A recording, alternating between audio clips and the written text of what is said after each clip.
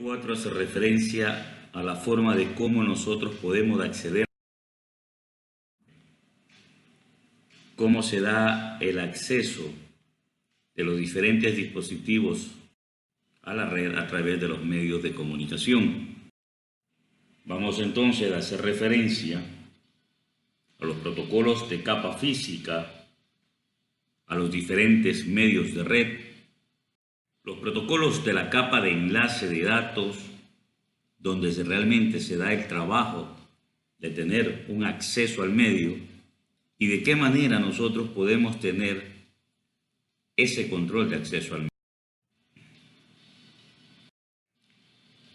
Nosotros tenemos en la gráfica ahí un router típico, común y silvestre que tenemos en nuestros hogares, que nos permite repartir Internet en nuestro hogar. Esta red se encuentra conectada a través de nuestro computador, a través de un cable de red, hacia este dispositivo inalámbrico. Antes que se produzcan las comunicaciones de red, se debe primero establecer una comunicación que se establezca a través de la conexión física a una red local. Esta conexión se puede dar a través del uso de cables o a través de un medio inalámbrico, a través de ondas de radio. La tarjeta de interfaz de red, conocida como NIC, por su abreviación en inglés, Network Interface Card, nos va a permitir a nosotros conectar los dispositivos a la red. En este caso, tiene un puerto donde vamos a conectar nosotros nuestro cable con un conector RJ45. Las tarjetas también las hay para tener un acceso inalámbrico wireless LAN, y también entonces nosotros ahí podríamos tener un acceso a la red sin necesidad de utilizar los patchcord. Si nosotros entonces empezamos a analizar, vemos que toda la data se tiene que transmitir a través del medio. Y este medio se encuentra en la primera capa, que es la capa física. Como lo decíamos en el capítulo anterior, nos va a proporcionar un medio para poder transportar los bits que componen un frame de la capa de enlace de datos a través de los medios de red. Luego, aceptará el frame completo desde la capa de enlace y lo codificará como una secuencia de señales que se transmiten en los medios locales. Un dispositivo final o un dispositivo intermedio va a recibir esos bits codificados que serán la parte de una trama. Como vemos en la gráfica, todas las comunicaciones entre un host A y un host B se dan pasando capa a capa. Cada una de las capas van incluyendo información en sus encabezados y se van encapsulando como lo vimos en el capítulo anterior. Al llegar ya en forma de bit, estos se transmiten a través del medio guiado o no guiado, llegan hacia su destino y se realiza el trabajo contrario de desencapsulación. Entonces, nosotros podemos tener diferentes medios en la capa física. Unos que trabajen con señales eléctricas para poder determinar la conexión, la comunicación, que es normalmente lo que utilizan los cables de cobre. Podemos tener también pulsos de luz. Esto es óptico, utilizado por la fibra óptica. Pero también podemos tener señales de microondas que son utilizadas para la comunicación a través de medios inalámbricos. Estos son los tres formatos básicos de medio de red que tenemos. Guiados, los que son con cable, y no guiados, los inalámbricos. Pero aquí en esta capa también hay algunas organizaciones que han ayudado a estandarizar para poder implementar el hardware, y estos organismos son la ISO, la TIA, EIA, ITU, ANSI y EEE, que lo vimos ya en el capítulo anterior. Los diferentes estándares TCP/IP se implementan en software y a estos, en cambio, los rige la IETF. Aquí ya podemos realizar una práctica de laboratorio donde nos van a permitir identificar los diferentes dispositivos y el cableado de la red. En la capa física, entonces, nosotros vamos a tener varias funciones. Por un lado, van a realizar la codificación, o sea, van a convertir un conjunto de bits de datos en un código predefinido. Recordemos que la transmisión se produce en el medio de cada periodo de bit. Ahí se realiza la transición. Tenemos también otra de las funciones que son los métodos de señalización. Estos nos van a permitir representar a los bits.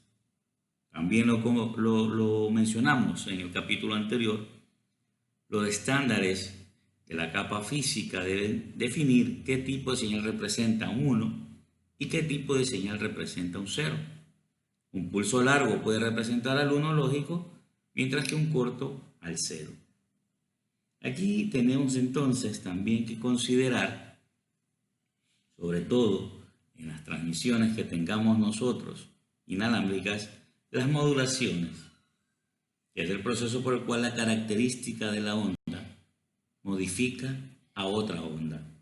Y en la gráfica tenemos una onda modulada más la señal del proveedor, y ya tenemos entonces una señal de frecuencia modulada. Igual en una modulación de amplitud, la onda modulada más la del proveedor, y tenemos la señal de AM.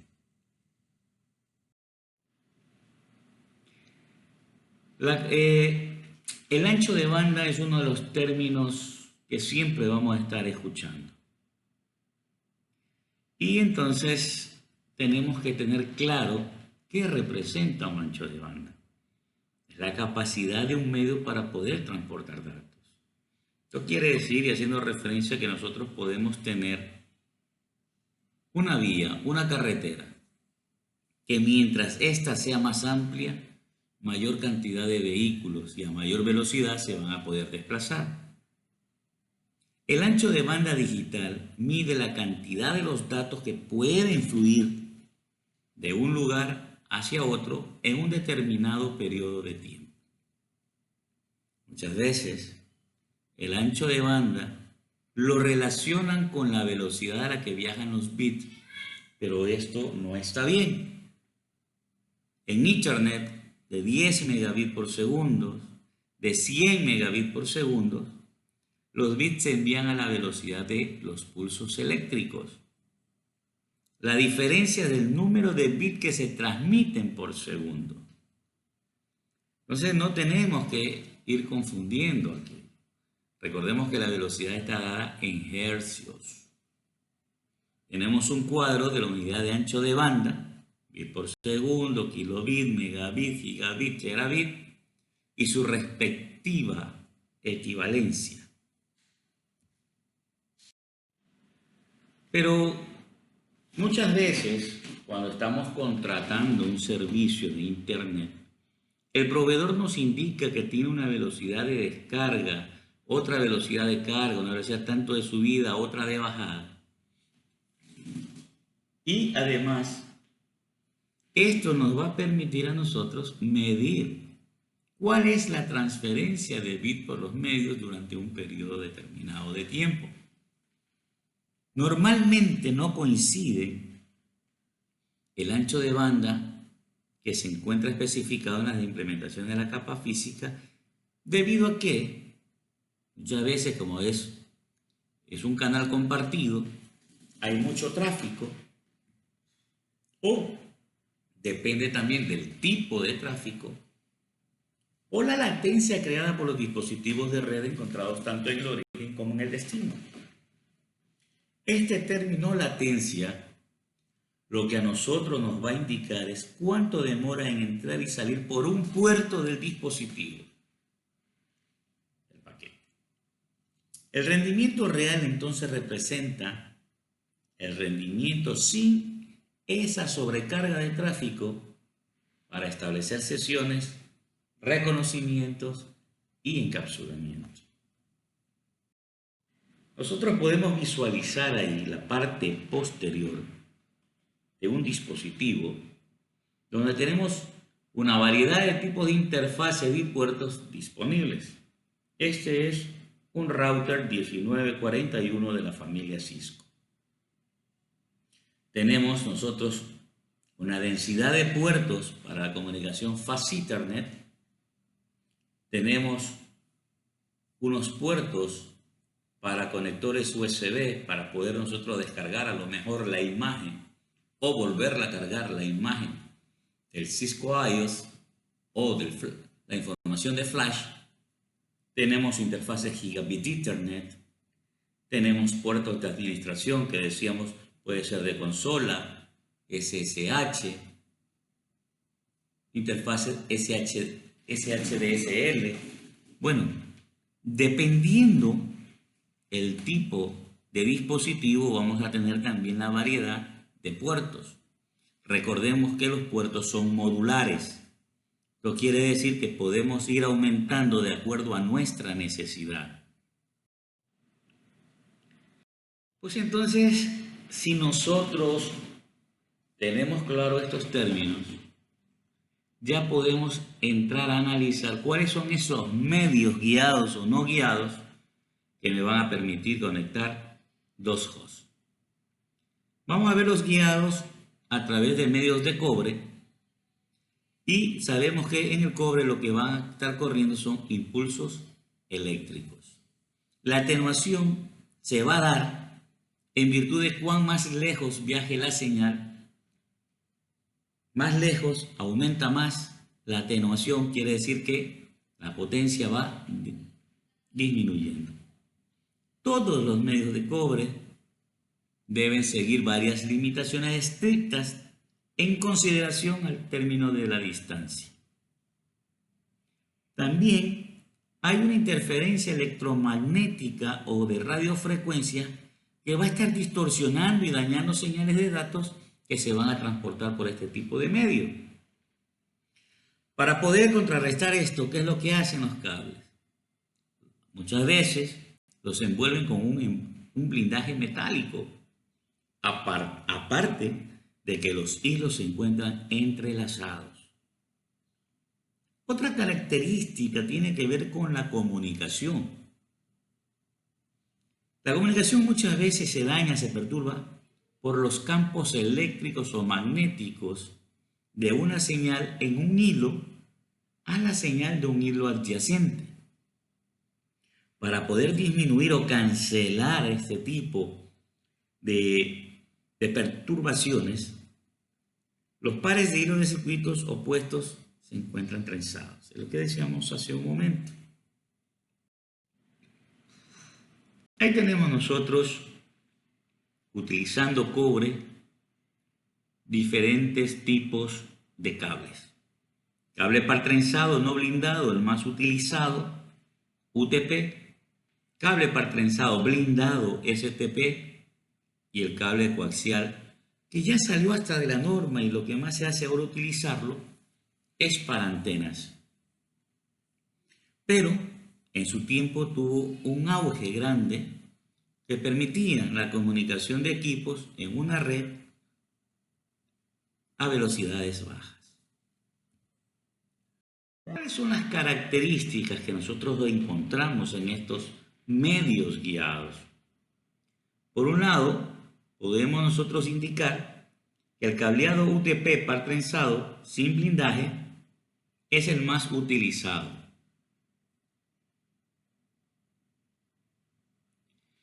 Nosotros entonces, si tenemos este medio, podemos utilizar conectores tipo RJ45. Este tipo de medio nos permite a nosotros interconectar equipos host de la red con dispositivos como los switch o como los routers. Normalmente, los utilizados en la actualidad constan de 4 pares de hilos codificados por colores que se encuentran entrelazados entre sí para ayudar a proteger contra las interferencias de señales de los otros hilos. Los códigos de color ayudan en la terminación del cable. Esto nos va a ayudar para cuando nosotros deseemos ponchar, tenemos que saber cuál es la codificación de color que vamos a requerir, de acuerdo también al tipo de conexión que vamos a realizar.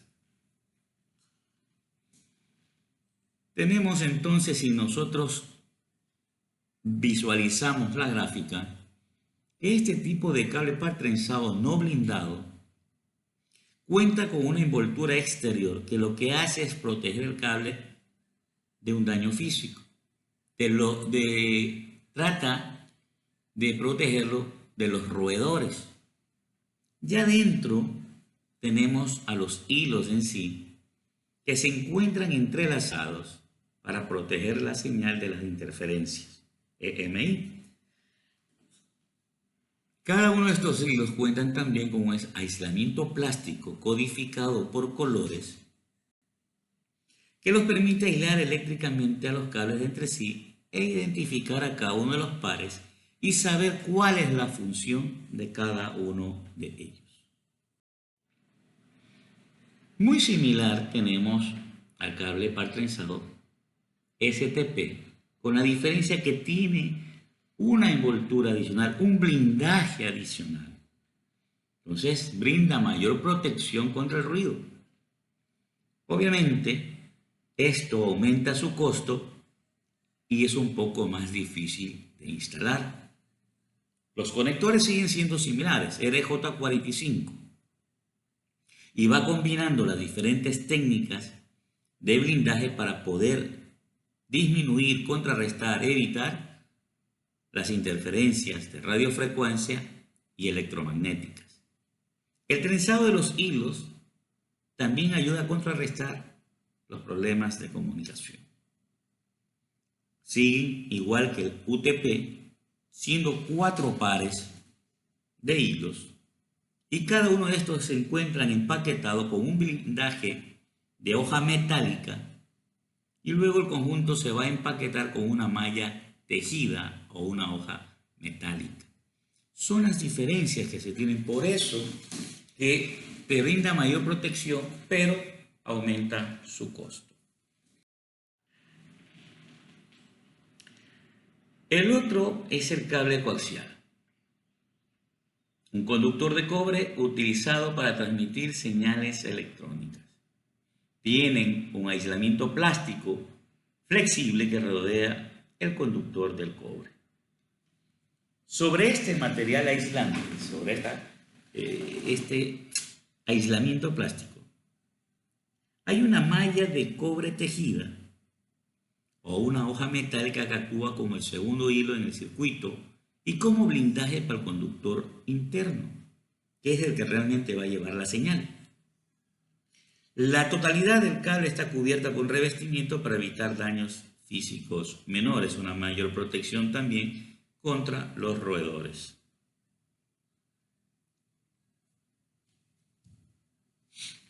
El cable UTP esencialmente reemplazó al cable coaxial en las instalaciones de redes Ethernet, pero tiene los siguientes usos. Todavía, yo hace un momento les indicaba que son muy utilizadas en las instalaciones para antenas, para TV cable, para instalaciones inalámbricas, donde los cables coaxiales conectan las antenas con los dispositivos inalámbricos. Normalmente, nosotros tenemos conectores coaxiales BNC, tipo N, tipo F, y que van a tener justamente que ser utilizados de acuerdo al tipo de NIC de nuestro equipo, si es que estamos hablando de una red antigua que tenía en el PC. Hay que recordar también que el cable coaxial, había coaxial fino y coaxial grueso. El coaxial fino se utilizaba hasta el usuario, mientras que el coaxial grueso se lo utilizaba como backbone. Las distancias, cuando hablamos de UTP, son 100 metros, y ahí tenemos nosotros algunas normas establecidas y representaciones.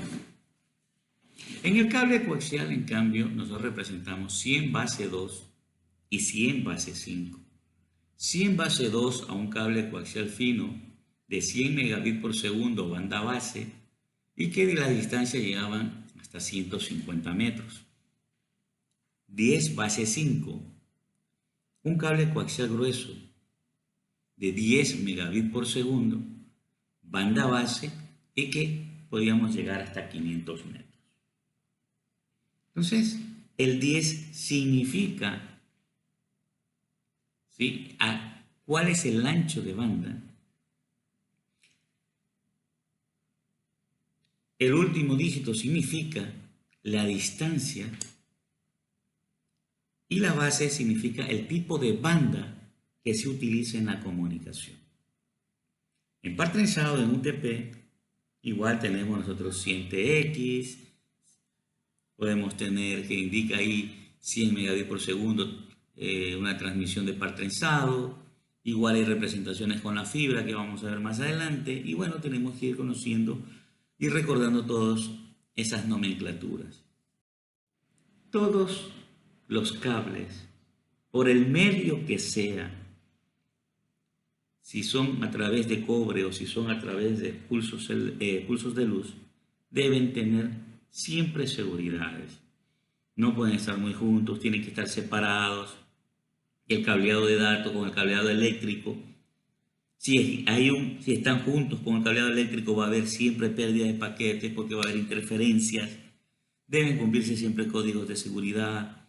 Deben estar conectados correctamente con sus respectivas etiquetas.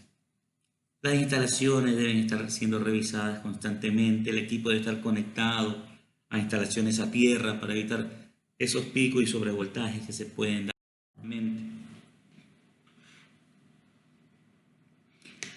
Regresando un poco otra vez a las propiedades de nuestro cable UTP, decíamos que son 8 hilos en 4 pares, codificados por colores, entrelazados entre sí, recubiertos con un revestimiento plástico flexible.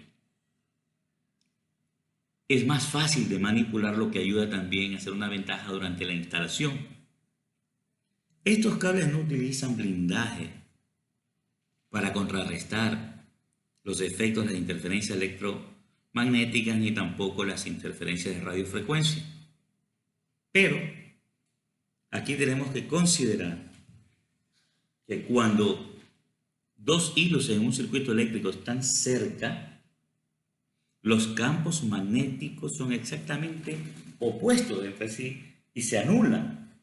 De esta manera se evita tener señales de interferencia electromagnética y de radiofrecuencia externa.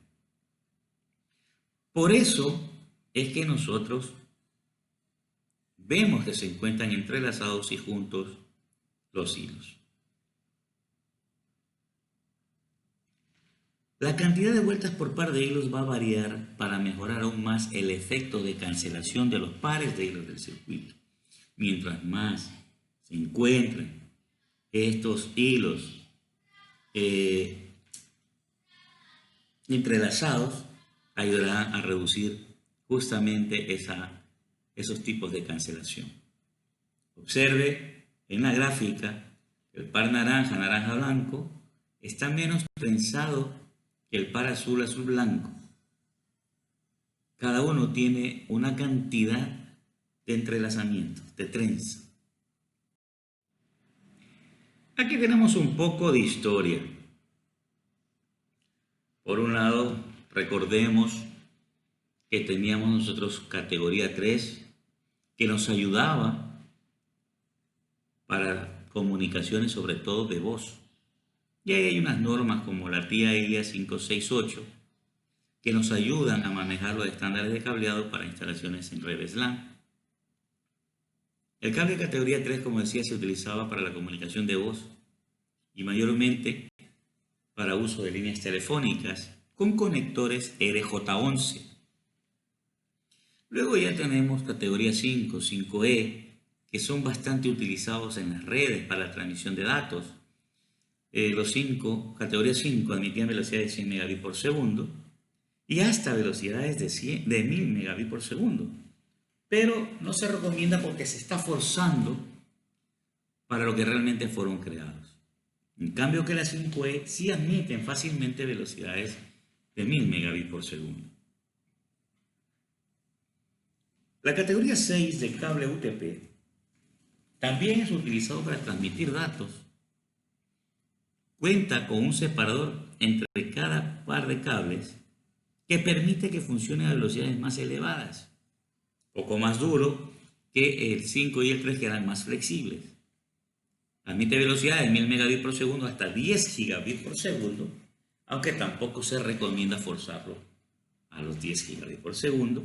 Se puede utilizar para ya tener también transmisiones no solamente de datos, de voz, sino también de video. Hablábamos de los conectores. Los cables UTP tienen conectores RJ45.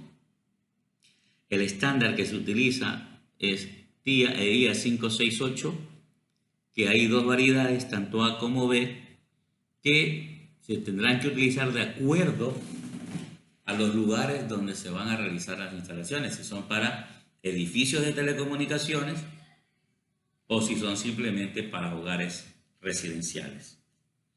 El conector RJ45 es el componente macho encargado de ser insertado en la NIC, en el puerto de la NIC o en un jack.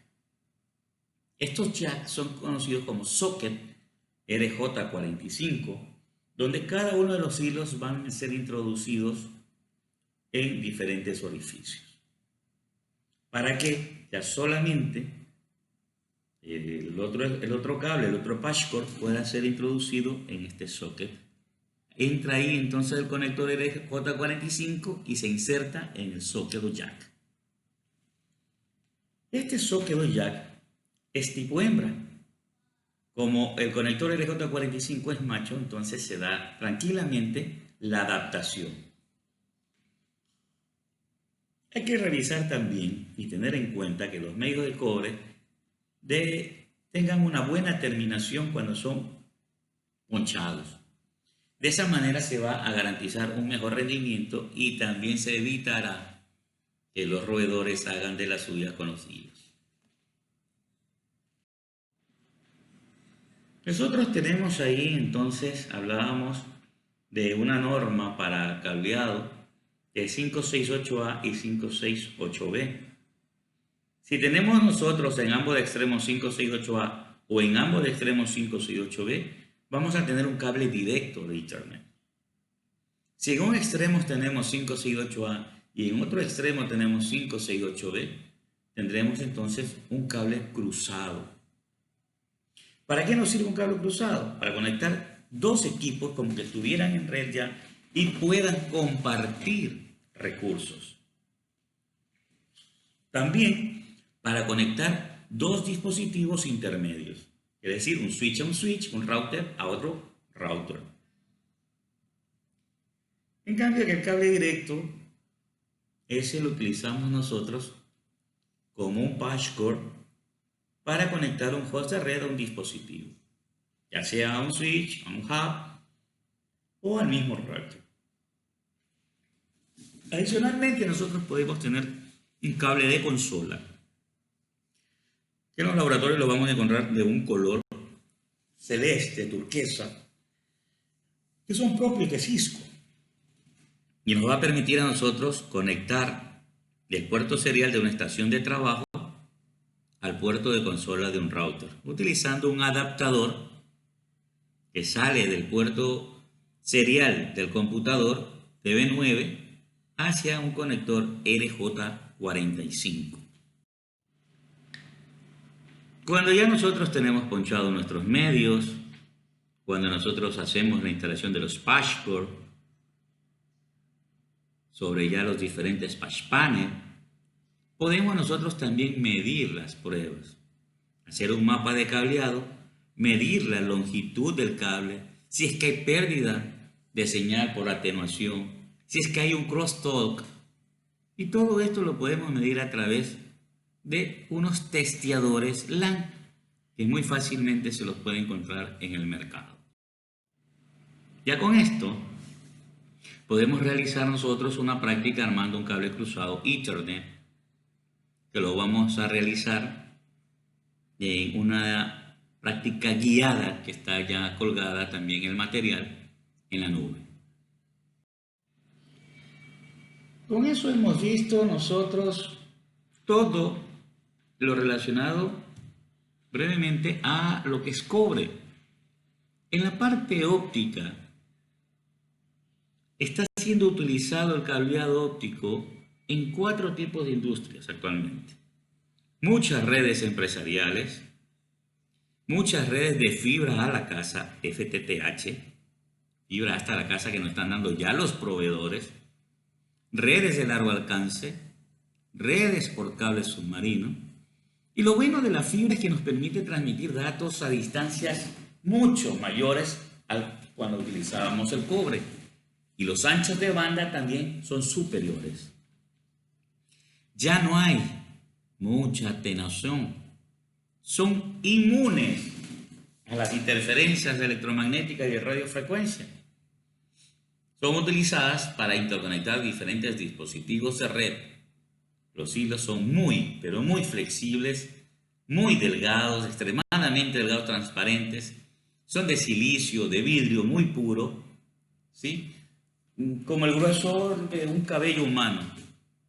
Y los diferentes bits se codifican en la fibra como pulsos de luz. Y aquí vamos a ver también una clasificación de la fibra óptica, pero vamos viendo, como lo vimos también en los cables de cobre, cómo se encuentra físicamente establecido un cable de fibra. Tiene una envoltura externa que lo va a proteger a la fibra de la humedad, de los contaminantes, etc. Tiene un material de refuerzo que va rodeando todo el buffer y evita que el cable de fibra se estire cuando tiran de él. A menudo el mismo material utilizado para fabricar chalecos antibalas es usado aquí como material de refuerzo. Ahí viene un buffer que se utiliza para ayudar a proteger el núcleo y el revestimiento contra cualquier daño. Recordemos que son hilos muy finos y que se pueden romper con facilidad, por eso debe tener mucha protección. Luego encontramos una cubierta que tiende a actuar como un espejo que va a reflejar la luz hacia el núcleo de la fibra. Esta luz permanece dentro del núcleo mientras viaja por la misma. Y vamos a ver más en la otra diapositiva justamente cómo va chocando la señal, sobre todo en fibras multimodo. Y por último, encontramos ya el núcleo, que es el elemento donde va a transmitir la luz, es el centro de la fibra. Decíamos nosotros que el núcleo es de silicio o de vidrio y los pulsos de luz van a ser transmitidos a través de ese núcleo, que las dimensiones van a cambiar también de acuerdo al tipo de fibra.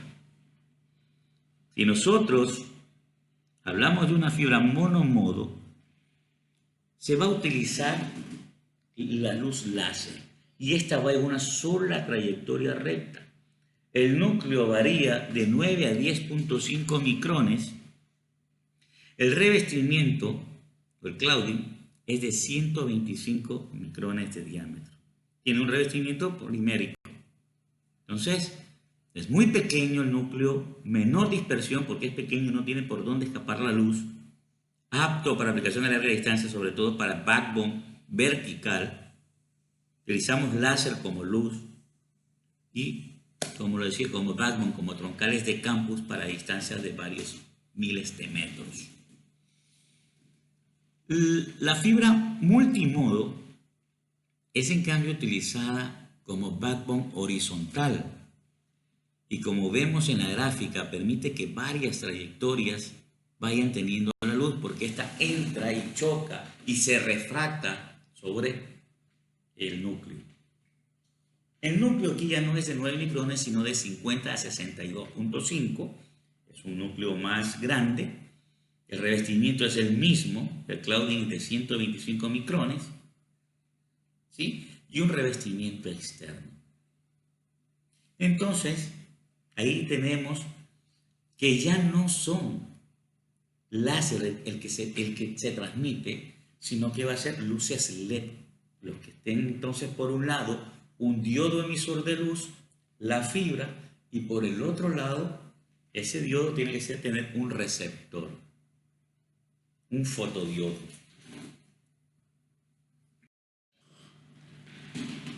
Nosotros siempre cuando trabajemos con fibra vamos a tener las fibras en pares, porque las operaciones siempre son dúplex completo, ya que la luz puede viajar en una sola dirección a través de la fibra y por la otra retorna.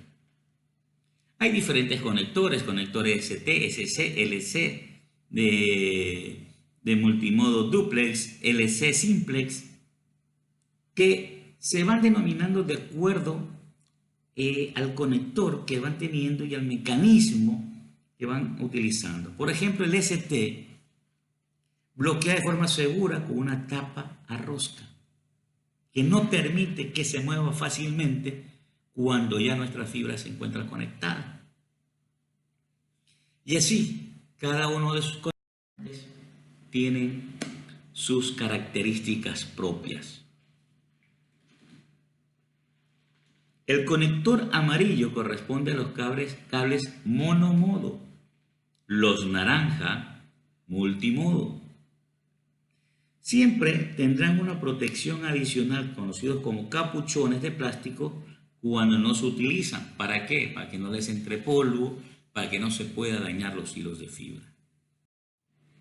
Como teníamos nosotros testeadores LAN para cobre, también tenemos unos OTDR, que son reflectómetros ópticos de dominio de tiempo, que nos permiten probar cada segmento del cable de fibra. Y podemos ahí determinar si es que hay errores o no en los empalmes y en las terminaciones de la fibra. Muchas veces conocidos algunos errores como cuando no están bien alineados, desalineación, que son justamente cuando las fibras se encuentran un poco chuecas y no hay mucha precisión al unirlos.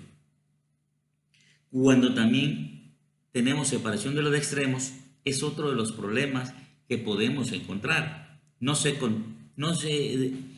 contactan del todo en el empalme o en la conexión. Entonces, ahí nos brota otro error. Otro error también que siempre sale es cuando los extremos de los medios no se encuentran bien pulidos, ¿sí? O puede haber suciedad. Ese es otro error también que normalmente el OTDR lo detecta. Estas pruebas que se realizan, lo que hacen es iluminar un extremo de la fibra con una linterna potente y se observa el otro extremo. Si no hay ningún tipo de inconveniente, la luz pasa limpia, entonces el cable está limpio. Y ahí tenemos algunas comparaciones entre los medios ópticos y los medios de cobre para que cada uno tome a consideración y saque su conclusión de las ventajas y desventajas que se tienen en utilizar estos medios. El otro medio que decíamos era el inalámbrico, el wireless, que lo que hacen es transportar señales electromagnéticas, que estas van a representar dígitos binarios en las comunicaciones de datos con frecuencias de radio y microondas. Lo bueno es que no vas a tener que manejar cables, es más fácil la instalación, pero tienes que determinar siempre las áreas de cobertura, que estas van también a estar delimitadas por el dispositivo que vas a utilizar. Tienes también algunos problemas por interferencia que son producidas cuando estos se encuentran cerca de fluorescentes, hornos microondas y otros dispositivos de comunicaciones inalámbricas. Son menos seguras que el cableado, si es verdad. Los dispositivos de usuarios sin autorización para acceder a la red pueden fácilmente tener acceso a la transmisión. Algo que sí es en cambio de ventaja es que el medio compartido, un solo dispositivo puede enviar o recibir por vez, y entonces el medio inalámbrico se comparte entre los usuarios inalámbricos. Pueden varios usuarios estar utilizando el mismo dispositivo. Obviamente va a depender de las características del dispositivo. Aquí tenemos también algunos estándares que nos ayudan a entender el acceso al medio y cómo se trabaja con lo que es Wi-Fi, que está representada por la IEEE 802.11 y sus variantes. Lo que es Bluetooth, la IEEE 802.15, WiMAX, IEEE 802.16. Es un dispositivo que normalmente nosotros lo conocemos y que nos va a permitir tener nuestra LAN inalámbrica. Son routers inalámbricos domésticos utilizados en nuestros hogares, en empresas pequeñas, que permiten integrar diferentes funciones de un router, de un switch y de un punto de acceso, un access point, en un solo dispositivo. Entonces, si nosotros tenemos una LAN inalámbrica, debemos tener siempre un access point, que es un punto de acceso inalámbrico, para que éste nos concentre todas las señales inalámbricas de los usuarios y permitir conectarse a estos usuarios a la infraestructura de la red existente, que es basada en cobre, normalmente Ethernet. Adaptadores NIC inalámbricos para nuestros computadores, para nuestros dispositivos, que nos van a ayudar a proporcionar la capacidad de comunicación a cada uno de estos hosts. Aquí tenemos ya una práctica con nuestro simulador Packet Tracer, donde vamos a tratar de conectar una LAN cableada con una LAN inalámbrica. Y la información que nos va a entregar cada una de esas NIC. Para ir terminando, tenemos que ver sobre los protocolos de capa de enlace, que, como lo decía hace un momento en la clase anterior, esta capa prepara los datos de red para la red física. Esta capa me tiene que garantizar, si yo estoy enviando un uno lógico, me llegue un uno lógico. En esta capa nosotros tenemos dos subcapas: el control de enlace lógico IEEE 802.2 y tenemos el control de acceso al medio IEEE 802.3. En la clase anterior nosotros habíamos visualizado este gráfico y decíamos que en la capa 3 teníamos nosotros direccionamiento IP, pero que en la capa 2 teníamos direccionamiento MAC. Y que este direccionamiento es el que va a ir cambiando mientras va teniendo cada uno de los saltos, mientras llega un router que da un salto, a otro router que da otro salto, y así, diferentes routers que tendrán que ir saltando hasta llegar a nuestro destino remoto. Entonces la NIC va a ir, la dirección MAC va a ir cambiando. Esto es lo que yo les dije hace un momento, ¿no? Las subcapas, control de enlace lógico, va a permitir la comunicación con la capa de red, va a identificar qué protocolo va a utilizar el frame y va a permitir que varios protocolos de capa 3, como IPv4 o IPv6, utilicen la misma interfaz y los mismos medios. La otra subcapa, la más baja, que es la subcapa MAC, define los procesos de cómo voy a acceder al medio. El direccionamiento MAC,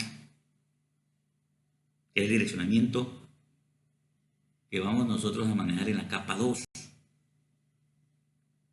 se comunica con Ethernet para enviar y recibir frames a través de cables o de fibra. Permite la comunicación Bluetooth, Wi-Fi, wireless, tal como vemos en la gráfica. Entonces permite que la subcapa MAC de la capa de enlace se una con la física. Para el control del acceso al medio, tenemos que nosotros tener claro que en cada salto, en la ruta que tenemos para llegar a nuestro destino, los dispositivos intermedios van a estar aceptando tramas de un medio, desencapsulándolo y luego enviando de nuevo los paquetes a un nuevo frame. Porque decíamos que vamos cambiando las direcciones MAC. Los encabezados en cada una de las tramas se formatean para el medio específico por el que va a cruzar. Pero entonces necesitamos un grupo de reglas, un grupo de protocolos de esta capa que nos permitan regular cómo se da el formato a una trama para poder utilizar diferentes medios.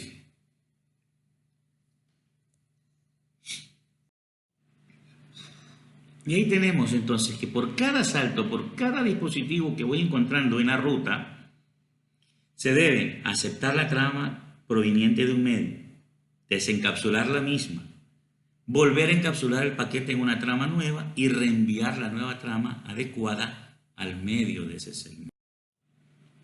Tenemos aquí los diferentes estándares que nos ayudan con los protocolos de capa 2, como es la IEEE. Son organizaciones que sacan estándares, la ITU, la ISO y la ANSI, entre otros. Pero, ¿cómo voy yo entonces a acceder al medio? Son dos equipos que están al mismo tiempo queriendo enviar datos. Entonces tienen que saber cuáles son las reglas para poder compartir. Estas reglas es como que tuviéramos nosotros un vigilante que es el que está dando tráfico en una autopista. La ausencia de un control de acceso a los medios es como que no hubiera un vigilante, no hubiera semáforos, y eso es puro tráfico donde van a haber bastantes colisiones. Por eso es que tenemos varias reglas. Por un lado tenemos una topología física y por otro lado una topología lógica, como lo vimos también hace dos clases. La topología física es la que va a representar toda la conexión física y va a permitir que se identifique la forma de interconectar los dispositivos con los terminales, con los hostales, estos dispositivos que son como los routers, los switch y los puntos de acceso. En cambio que la lógica es la forma en que la red transfiere sus tramas de un nodo al otro nodo. Las WAN físicas comunes son las punto-punto, topología de estrella, malla completa. ¿Cuáles son las ventajas y desventajas? Punto a punto es un enlace que se encuentra permanente entre dos terminales. Siempre va a haber comunicación entre ellos.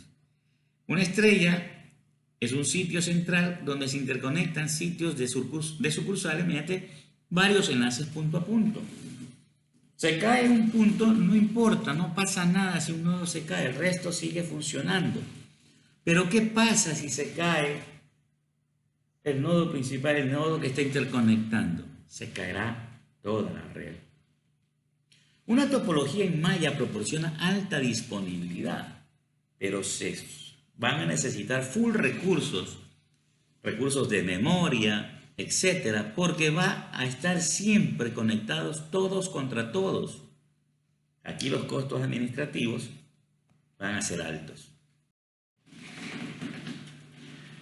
En este caso de una topología física punto a punto, el nodo de un extremo coloca todos los frames en el medio y el nodo del otro extremo lo saca del medio del circuito punto a punto. Solamente tiene un establecido ahí entre dos puntos la conexión, la comunicación. Físicamente, pero lógicamente, los nodos se comunican en una red punto a punto que se encuentran conectadas físicamente a través de una cantidad de dispositivos intermedios que se encuentran dentro de esa nube. El uso de los dispositivos físicos no tendrá que afectar la topología lógica. Estas conexiones lógicas que se dan entre los nodos son los conocidos circuitos virtuales. Ahí tenemos la gráfica, una conexión punto a punto, ¿sí? Donde tenemos dentro de la nube los diferentes dispositivos, diferentes conexiones físicas intermedias que no van a cambiar en nada la topología lógica. La topología lógica va a seguir la misma. Hace un momento vimos topologías WAN, pero también hay topologías LAN. Aquí también tenemos topología en estrella, estrellas extendidas, bus, anillo, etc. La estrella, todos los terminales se conectan a un dispositivo intermediario central, que comúnmente son los switches. Las mismas ventajas y desventajas que en WAN. Una extendida, estrella extendida, es que tenemos cascadeando switches adicionales y lo que nos hace es extender más nuestra red. Una topología en bus, muy utilizada en la antigüedad. Todos los terminales se encadenan entre sí y terminan en algún modo en cada extremo. A los finales tenemos unos terminadores y en medio siempre hay conectores en T. Eran muy fáciles de configurar y muy económicos, pero había un problema grande. Había cualquier cantidad de colisiones. Cuando un equipo se caía la red. La topología en anillo, los sistemas finales se conectan con sus vecinos y forman un anillo.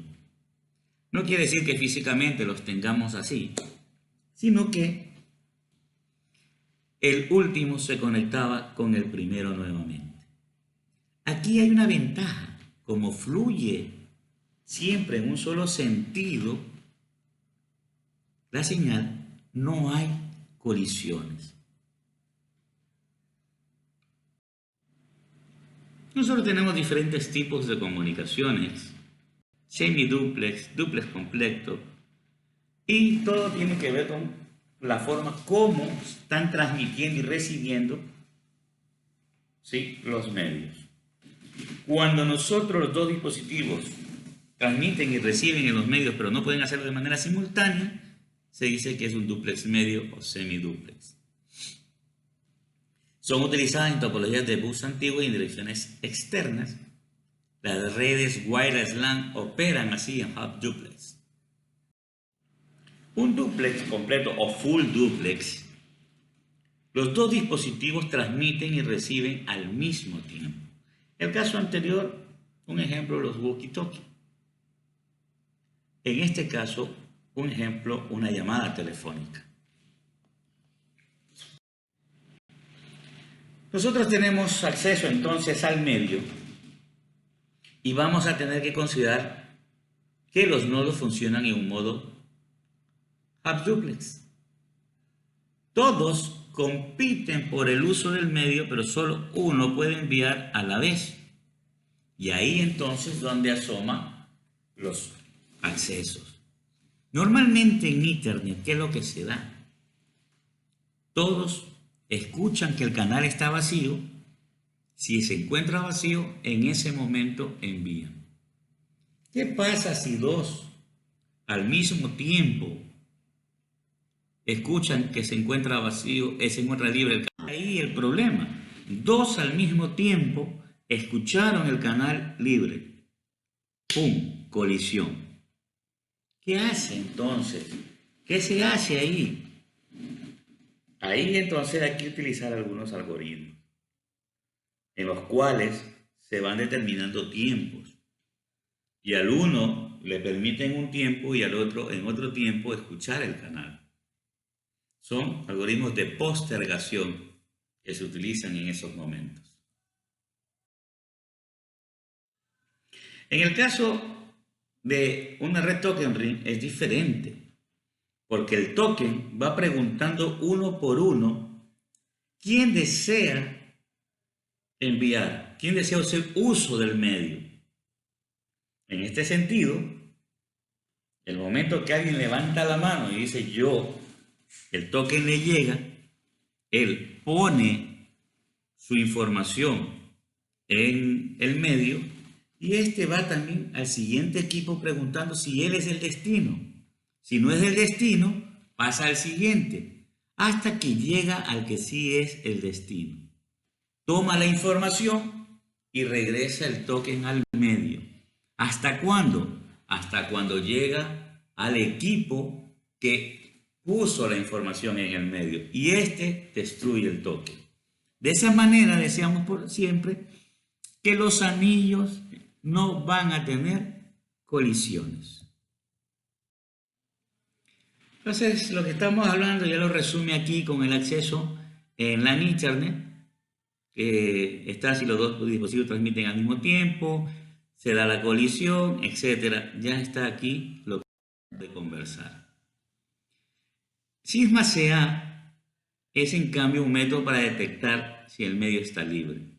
No detecta colisiones, pero intenta evitarlas ya porque esta primero guarda antes de transmitir.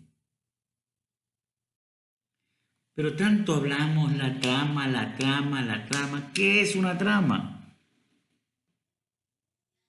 La trama es frágil, es un entorno frágil que es necesario para poder controlar y asegurar una entrega. Cada uno decíamos que ponía un encabezado y en el trailer son más grandes porque se necesita mayor información de control. Para tener una entrega segura necesitamos un mayor esfuerzo. Esto quiere decir que hay una mayor sobrecarga y velocidad de transmisiones más lentas. ¿Qué es lo que tiene entonces cada trama? Un encabezado, decíamos, la data en sí y un trailer. Esto permite, ¿sí?, que esta trama tenga estos campos que permitan ser utilizados también en protocolos de capa 3. Esos son justamente los diferentes campos de una trama. Decíamos que tenía encabezado, la data y un trailer. Y cada uno de ellos, ¿sí?, con sus subdivisiones. La misma gráfica que venimos hasta poderla llegar a entender, cada trama de enlace de datos contiene entonces dirección de origen de enlace de la NIC, que es la MAC, que se envía a la trama, y la dirección de destino de la MAC que recibe la trama. El protocolo de capa 2 utilizado para una topología se determina en función de la tecnología que vayamos nosotros a utilizar. Algunos son Ethernet puro, Ethernet también de IEEE 802.3, IEEE 802.11 para todo lo que es wireless. Si es que tenemos protocolos punto a punto, PPP, HDLC, retransmisión de tramas, etc. Entonces, ya podemos tener claro la forma como los protocolos de la capa física admiten comunicaciones a través de la red.